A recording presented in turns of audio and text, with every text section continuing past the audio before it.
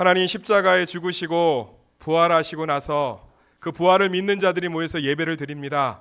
주님을 마음껏 경배했고 찬양했습니다. 말씀의 모습으로 우리 가운데 오셔서 그 부활을 증거하시는 그 예수님 만나게 하여 주시옵소서. 예수님의 이름으로 기도드렸습니다. 아멘. 부활을 믿는 사람들이라는 제목으로 말씀을 살펴보도록 하겠습니다. 한번 따라하겠습니다. 부활을 믿는 사람들. 우리는 사실은 어떤 사실에 근거해서 선택하고 행동한다고 생각하지만 사실은 굉장히 믿음을 근거로 선택하고 행동해요. 뭐 대표적인 게 돈 아니에요, 돈. 돈이 많으면 정말 행복합니까? 그렇지 않은 것들을 실제로 많이 보잖아요. 뉴스를 통해서든 주변을 보내서든 돈은 많은데 맨날 싸우고, 돈은 많은데 뭐 힘들어하고, 돈은 많은데 외로워하고. 그런데 우리는 돈이 행복을 준다는 믿음 때문에 돈에 대한 집착과 소유욕이 생기는 거죠. 뭐 더 재밌게 표현하면 고복수라는 옛날 오래된 가수가 있어요. 그분이 짝사랑이라는 노래를 불렀거든요. 거기에 의학셋을 피우는 뭐 이렇게 나와요. 연습했는데 잘 안 되네요. 근데 거기에 보면 의학새가 뭔지 아세요? 억새 경기도 방언이에요. 억새풀. 그런데 어떤 분이 끝까지 믿는 거예요. 자기 의학새가 새라는 거예요. 새. 그러면서 제가 아무리 설명을 해도 이 의학새는 억새풀의 경기도 방언이고 고복수 씨도 밝혔어요. 여기서 의학새는 그 외로움과 처량함을 얘기하는 억새풀의 그 흔들리는 소리다. 그런데 자기는 끝까지 의학새가 있다는 거, 봤다는 거예요. 봤대. 그럼 할 말이 없는 거죠. 사람은 자기가 믿는 바대로 사실은 살고 있습니다. 우리 예수를 믿는 사람들은 부활을 믿는 사람들인 줄 믿습니다. 그래서 부활에 대한 믿음, 예수님이 십자가에 죽으시고 다시 사심을 믿는 믿음으로 살아간다는 거예요. 그런데 참 안타까운 것은 이 예수님이 부활하셨다는 것이 어떤 예수님의 기념일이지 내 사건이 되지 못하는 게 참 안타깝습니다. 그래서 저는 이렇게 한번 말을 만들어 봤어요. 예수님의 부활은 기념일이 아니라 내 생일입니다. 한번 따라하겠습니다. 예수님의 부활은 기념일이 아니라 내 생일입니다. 아, 예수님 부활하셨대. 아, 좋겠다. 예수님 그동안 고생하셨는데 부활하셨네. 아유, 잘 됐다. 예수님 축하해요. 우리 계란도 먹고 아유, 좋네요. 예수님 부활하셨네요. 그게 아니라 예수님의 부활을 믿는 사람들이 기뻐하는 이유는 그 부활이 내 삶에 일어났기 때문인 줄 믿습니다. 예수님의 사건에 머물러 있는 것이 아니라 그 부활이 내 깨진 관계 속에, 내 영적인 죽음 속에, 내 육신의 죽음 속에, 내 죄의 문제 속에 온전한 부활이 되었기 때문에 기뻐하는 것인 줄 믿습니다.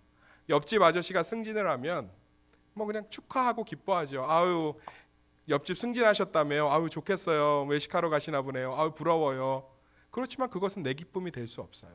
오늘 혹시 예수님의 부활을 기념하기 위해서 이 자리에 앉아 있습니까? 아니면 그 부활이 내 사건이기 때문에, 내 이야기이기 때문에, 나에게 좋은 소식이기 때문에 그것을 기뻐하는 모습으로 앉아 있습니까?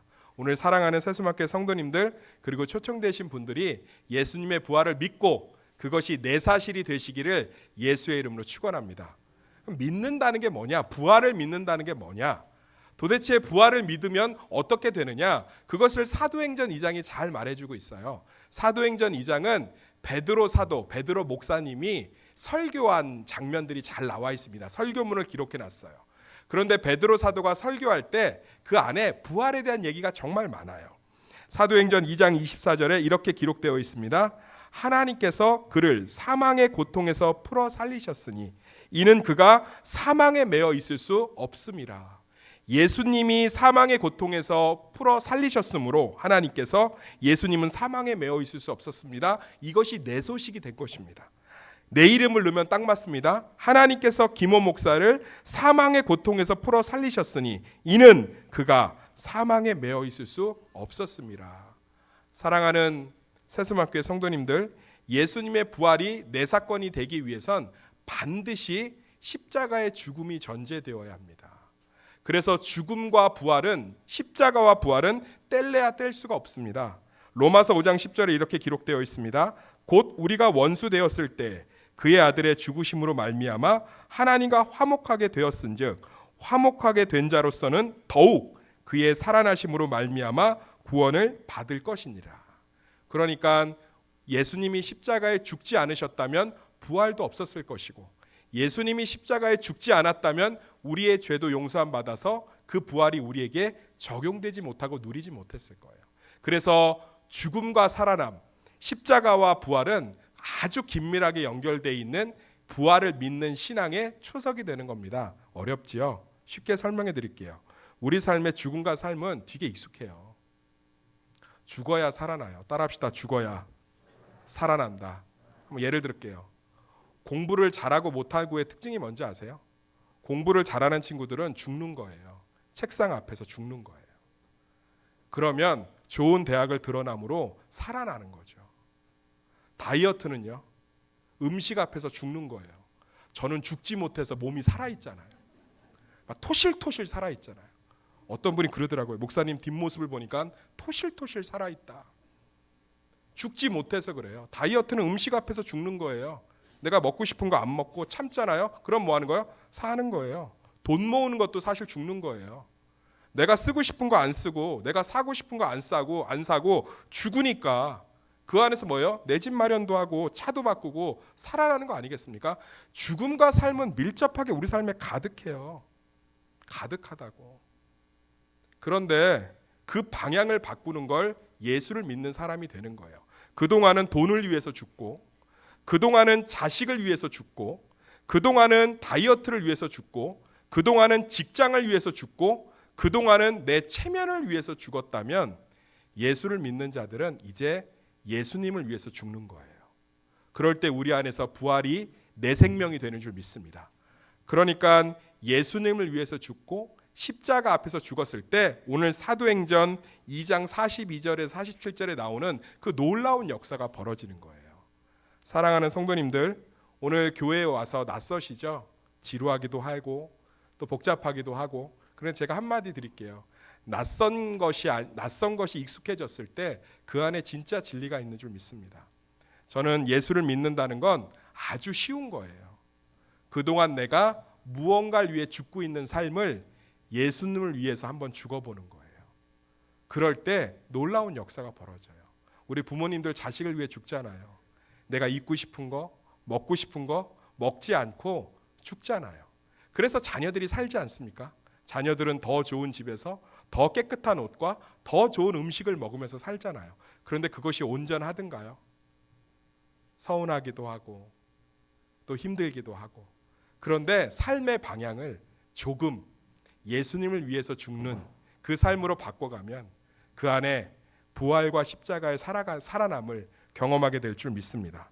오늘 말씀을 통해서 우리가 죽는다는 게 무엇이고 그것이 어떻게 우리 안에 살아나서 부활이 예수님의 기념일에 머물러 있는 것이 아니라 내 가정과 내 상처와 내 문제와 내 일터 가운데 어떻게 경험되어지는지 살펴보기를 간절히 소망합니다. 첫 번째가요, 말씀 안에서 죽으면 말씀은 살아납니다. 한번 따라하겠습니다. 말씀 앞에서 죽으면 말씀은 살아납니다. 우리 42절 43절 읽겠습니다. 시작. 그들이 사도의 가르침을 받아 서로 교제하고 떡을 떼며 오로지 기도하기를 힘쓰니라. 사람마다 두려워하는데 사도들로 말미암아 기사와 표적이 많이 나타납니다. 여기서 사도는 목사님은 아니에요. 여기서 사도는 하나님의 말씀을 상징합니다. 한번 따라하겠습니다. 사도는 말씀을 상징합니다. 그러니까 사도들의 가르침을 받아 하나님의 말씀 앞에서 내 이성과 감정을 포기하고 죽는 거죠. 받아들이는 거예요. 그랬더니 무슨 일이 벌어져요? 사람마다 두려워하는데 말씀으로 말미암아 기사와 표적이 많이 나타나니. 사랑하는 성도님들, 예수님이 부활하셨다는 건 성경 말씀이 사실대로 이루어진 것입니다. 성경에 그 예수 안 믿는 사람들이 구약 성경에 제일 믿어지지 않는 세 가지 기적이 있대요. 첫 번째가 아브라함이 100세의 아들을 낳은 것. 두 번째가 40년 동안 광야에서 만나 메추라기를 먹은 것. 세 번째가 여호수아가 아모리 사람하고 전쟁할 때 하나님께서 해와 달을 멈추시게 한 것. 그런데 예수님은 설교하실 때 40번이나 구약 성경을 인용하셨습니다.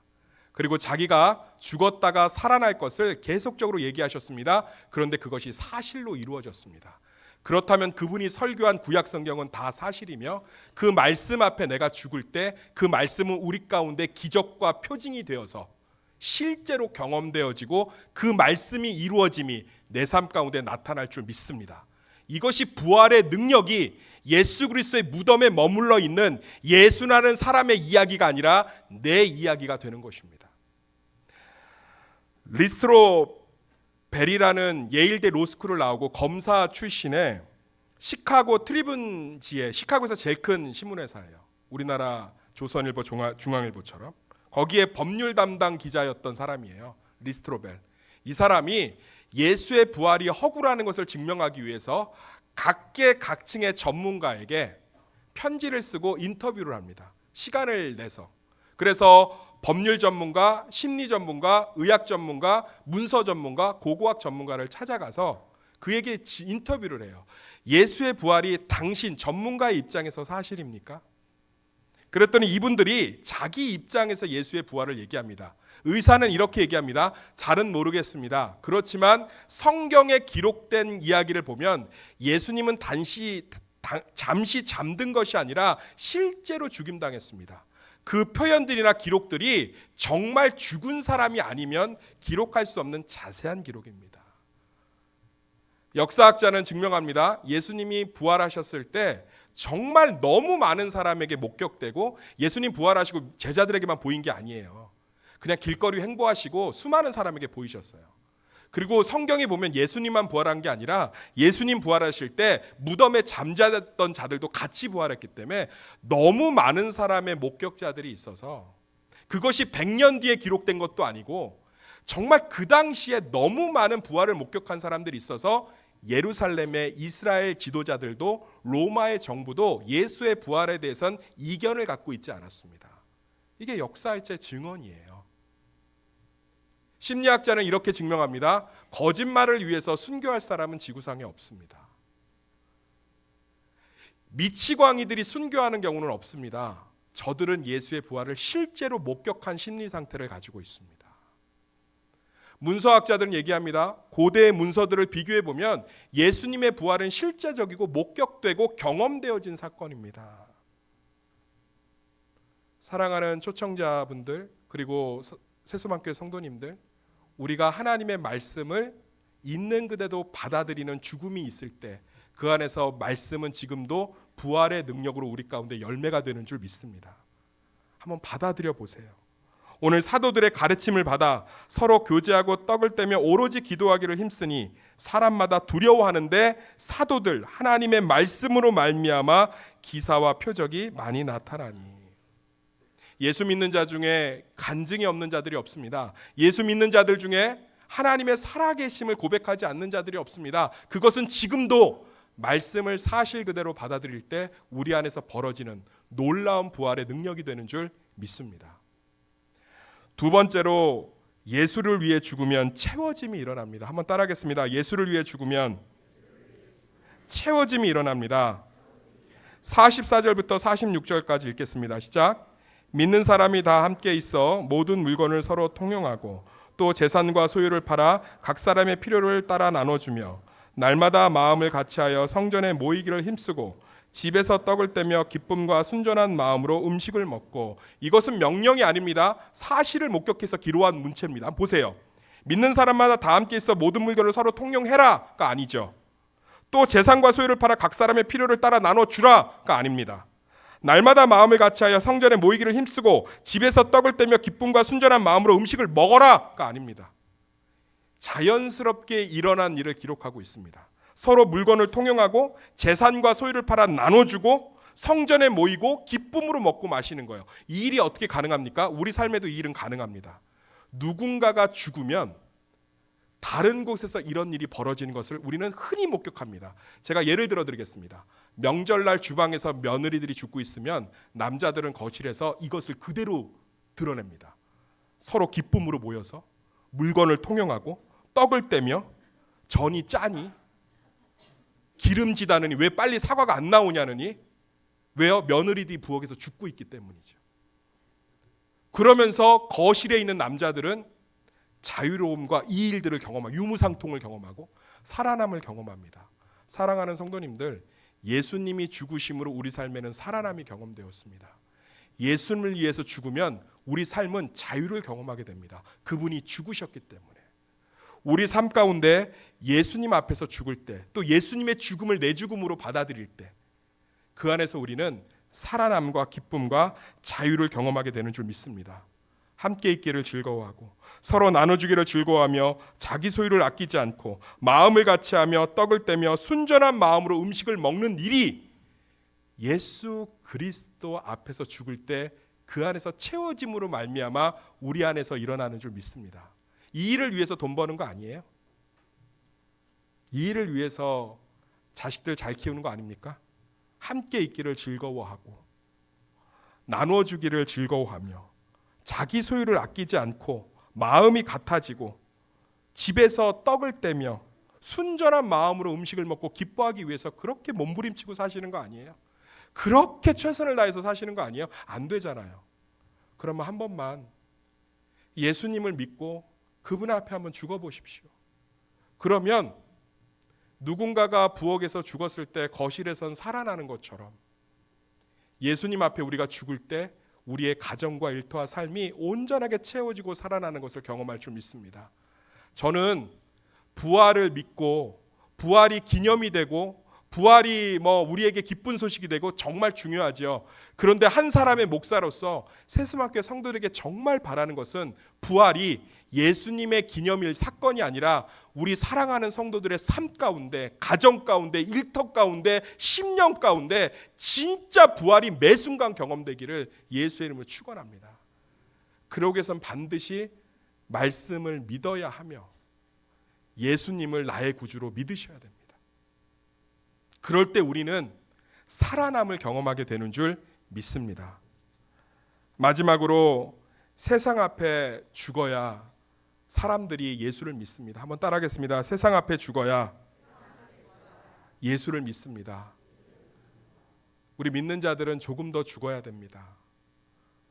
우리가 죽지 못하기 때문에 세상은 예수를 모르는 것입니다. 교회가 힘이 없어서가 아닙니다. 요즘 한국교회 보면 얼마나 힘이 있습니까? 목사가 교회 앞에서 성도를 위해 죽지 않고, 목사가 말씀 앞에서 죽지 않고, 목사가 복음 앞에서 죽지 않고 살아있기 때문에 항상 문제입니다. 우리가 세상 앞에 죽을 때, 정말 하나님 앞에서 죽을 때 세상은 우리를 통해서 하나님을 보게 될 줄 믿습니다. 47절 같이 읽겠습니다. 시작. 하나님을 찬미하며 또 온 백성에게 칭송을 받으니 주께서 구원받는 사람을 날마다 더하게 하시니라. 제가 참 좋아하는 그리스 로마 역사학자가 있습니다. 신부님인데요. 로버트 루이스 윌켄입니다. 그분이 그리고 로마는 그들을 보았다라는 책을 냈어요. 이 책이 뭐냐면 예수님이 승천하시고 나서 향후 100년 동안 로마의 집정관들이 정부의 요청으로 기독교인들을 관찰한 정식 정부 문서를 모아놓은 책이에요. 그 책에 보면 기독교인들을 집정관, 그러니까 우리로 얘기하면 고위 행정직들이 이 기독교인들, 새로 탄생한 사람들이잖아요. 이들을 이렇게 기록하고 있습니다. 그들은 가정을 사랑하며 정상적인 이자를 주고받으며 가난한 사람들에게 관심이 있고 국가의 질서를 지키라고 권면하며 서로 도와주고 사랑으로 먹기를 즐거워하는 자들이다. 교회를 다닌다는 건 굉장히 합리적이 되는 겁니다. 예수를 믿는다는 건 가정을 사랑하고 정상적인 이자를 받으며 서로 가난한 사람에게 관심을 두고 국가의 질서를 권면하며 사랑으로 먹기를 좋아하고 서로를 이해하는 시간입니다. 사랑하는 성도님들, 우리가 세상 앞에서 서로 앞에서 죽을 때 우리를 통해서 세상과 한 영혼은 예수님을 알게 되는 줄 믿습니다. 그래서 정말 교회가 살아나고 복음이 살아나서 하나님을 찬미하며 또 온 백성에게 칭송을 받으니 주께서 구원받는 사람은 날마다 더하는 역사가 우리 교회 가운데, 우리 심령 가운데 일어나기를 간절히 소망합니다. 말씀의 결론을 맺겠습니다. 오늘 지인을 따라 한번 교회에 오시고 각자의 삶으로 돌아가셔도 괜찮습니다. 이 시간 한 시간을 견딘다고 해서, 듣는다고 해서 무엇이 나아질 수 있겠습니까? 그런데 한 젊은 목사가 강단에서 하는 말을 꼭 가슴에 새겨주시기를 바랍니다. 우리는 반드시 지금 무언가를 위해서 죽고 있습니다. 자녀를 위해서 죽든, 내 집 마련을 위해서 죽든, 차 할부값을 메꾸느라고 죽든, 외모를 위해서 죽든, 다이어트를 위해서 죽든, 우리는 반드시 무언가 앞에서 죽고 있습니다. 그런데 그것을 위해서 죽고 희생한 대가가 나에게 화살이 되어 돌아온다면 한 번만 예수님의 십자가 앞에서 죽으시기를 권면합니다. 다 잊으셔도 좋습니다. 회사를 위해서 다 던지십시오. 자녀를 키우기 위해서 모든 것을 던지십시오. 그렇게 영업을 위해서 모든 것을 던지십시오. 그 삶은 고귀한 삶입니다. 그렇지만 그것이 내게 화살이 되어서 돌아온다면, 그리고 그것이 내가 원하는 대로 결과를 주지 못하다면 정말 속는 셈 치고 예수님의 말씀과 십자가 앞에서 한 번만 죽어보십시오. 그러면 우리는 놀라운 채우심과 살아남의 부활을 경험하게 될 줄 믿습니다. 그 한 가지만 기억하고 돌아가셔도 제가 드릴 수 있는 하나님이 저를 통해 주고자 하는 모든 복음을 드린 것입니다. 이것을 꼭 기억해 주시기를 예수의 이름으로 권면합니다. 우리 이 시간에 기도했으면 좋겠습니다. 우리 이 시간에 정말 예수님의 십자가와 부활이 우리 삶 가운데 경험되어지고 또 초청되신 분들 안에 경험되어질 수 있도록 이것들을 위해서 우리 잠시 조용한 마음으로 기도하는 시간 갖도록 하겠습니다. 기도하겠습니다. 하나님 감사합니다. 귀한 영혼들을 보내주셨습니다. 하나님 부활절날 예수님 살아나심이 우리의 사건, 내 사건이 될 수 있도록 하나님 은혜 베풀어 주시옵소서. 그러기 위해선 예수를 믿어야 합니다.